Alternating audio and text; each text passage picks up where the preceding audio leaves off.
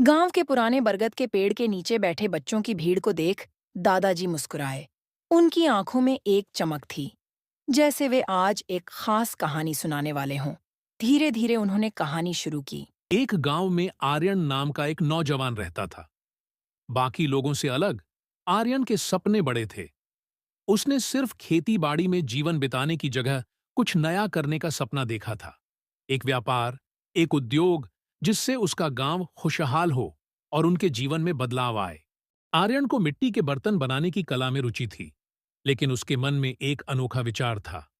वह चाहता था कि एक ऐसा कार्यशाला हो जहां कई कुम्हार एक साथ काम कर सकें और हर व्यक्ति एक एक चरण का विशेषज्ञ बने।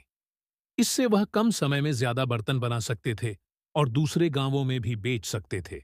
हालांकि अपने इस सपने को साकार करने की राह में आर्यन को ऐसी चुनौतियों का सामना करना पड़ा जिनके बारे में उसने कभी सोचा भी नहीं था। उस समय की सबसे बड़ी समस्या थी परिवहन की कमी। सड़कों का नामो निशान तक नहीं था और बर्तनों को दूर गांवों तक पहुंचाने का मतलब था कठिन जंगलों और पहाड़ियों के बीच पैदल चलना।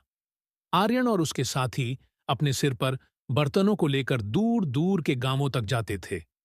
गर्मी की तपिश में पैरों के छाले, रास्ते में जंगली जानवरों का डर और थकान, ये सब आर्यन की परीक्षा लेते थे। लेकिन वह अडिग रहा। एक बार घने जंगल में यात्रा के दौरान उसका सामना एक विशाल सांप से हुआ। साथ ही डरकर पीछे हट गए, लेकिन आर्यन ने हिम्मत से काम लिया और सावधानी से सांप को हटाकर आगे बढ़ गया। उसने ठान लिया था कि चाहे कितनी ही बाधाएं आए, वह अपना उद्योग सफल बनाएगा। आर्यन ने महसूस किया कि इस तरह बर्तन पहुंचा पाना कठिन था। उसने गांव के पास से बहती नदी को देखा और सोचा कि क्या इसका इस्तेमाल किया जा सकता है। उसने कुछ साथी कुम्हारों के साथ मिलकर एक साधारण सी बेड़ी, नाव बनाई, जिसमें बर्तन रखे जाते और नदी के सहारे दूसरे गांवों तक पहुंचते। यह तरीका न केवल सुरक्षित था, बल्कि जल्दी भी था। हालांकि इस यात्रा में भी कई बार लुटेरे बेड़ी को रोक लेते और बर्तनों को लूट लेते। कई बार वे लोग खाली हाथ लौटते, लेकिन आर्यन के दृढ़ निश्चय ने उसे फिर से कोशिश करने के लिए प्रेरित किया। कच्चे माल की कमी और आर्यन का प्रयोग। आर्यन ने अपनी कार्यशाला के लिए सबसे बेहतरीन मिट्टी का इस्तेमाल किया, जो गांव के पास की नदी से मिलती थी। लेकिन जैसे जैसे समय बीतता गया, सूखे के दिनों में नदी की मिट्टी कम पड़ने लगी। कई बार उसे काम बीच में रोकना पड़ता था। ये चुनौती इतनी कठिन थी कि उसके साथी कुम्हार हताश हो गए और कहने लगे, अब यह कार्यशाला बंद कर दो, बिना मिट्टी के हम क्या करेंगे।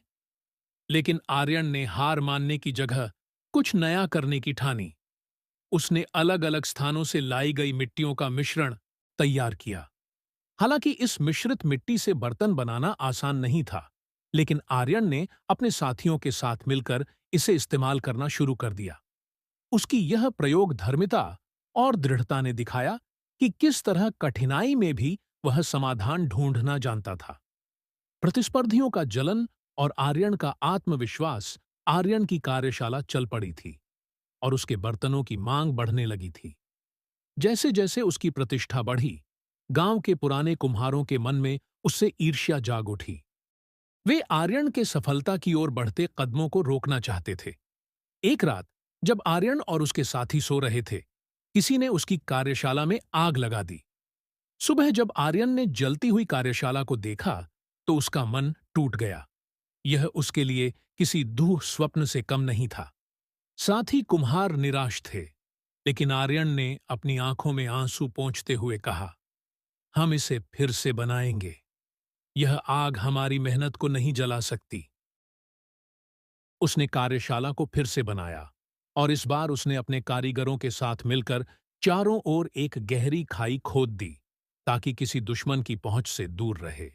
एक दिन दूर के पाटलिपुत्र नगर से व्यापारी गांव में आए और आर्यन के बर्तनों की गुणवत्ता की सराहना की। उन्होंने नियमित रूप से बर्तन खरीदने का समझौता किया और आर्यन का व्यवसाय एक नई ऊंचाई पर पहुंचने लगा। हालांकि इस नई सफलता के साथ ही एक और समस्या खड़ी हुई। गांव के बुजुर्गों ने आर्यन को चेतावनी दी, बहुत ज्यादा बदलाव खतरनाक हो सकता है। यह परंपरा के खिलाफ है। आर्यन ने उनकी बात सुनी और उन्हें कार्यशाला में बुलाकर बताया कि यह बदलाव सिर्फ उसके लिए नहीं, बल्कि पूरे गांव के लिए लाभदायक है।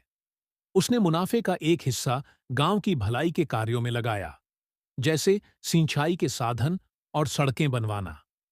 धीरे धीरे बुजुर्गों ने आर्यन के काम को स्वीकार किया और उसकी कार्यशाला गांव का अभिन्न हिस्सा बन गई। उसकी दूरदर्शिता, साहस और नए तरीकों ने उसे अपने समय की कठिनाइयों के बीच भी सफलता दिलाई।